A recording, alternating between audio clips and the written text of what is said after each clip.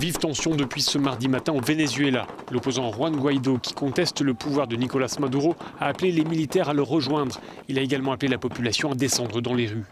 En face, le gouvernement Maduro dénonce un coup d'État et le numéro 2 du régime appelle lui aussi la population à un rassemblement au palais présidentiel. Des échauffourées ont éclaté aux alentours de la base aérienne de Caracas.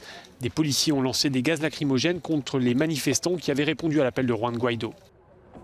Hoy, valientes soldados, valientes patriotas. Tôt ce matin, entouré d'hommes en armes, le président autoproclamé du pays avait indiqué que de braves et valeureux soldats attachés à la Constitution l'avaient rejoint. « J'invite tous les habitants à descendre dans les rues pour soutenir notre mouvement », avait ajouté Juan Guaidó, et d'indiquer que ce jour marquait, je cite, « le début de la fin de l'usurpation du pouvoir ».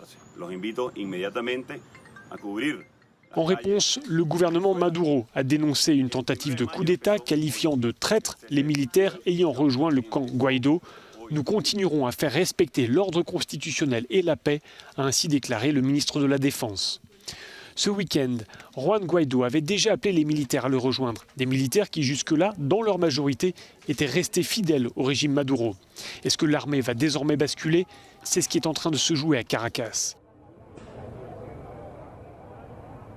Par ailleurs, les États-Unis appliquent depuis ce dimanche un embargo sur le pétrole du Venezuela, ce qui fragilise un peu plus l'économie vénézuélienne et par ricochet le gouvernement de Nicolás Maduro.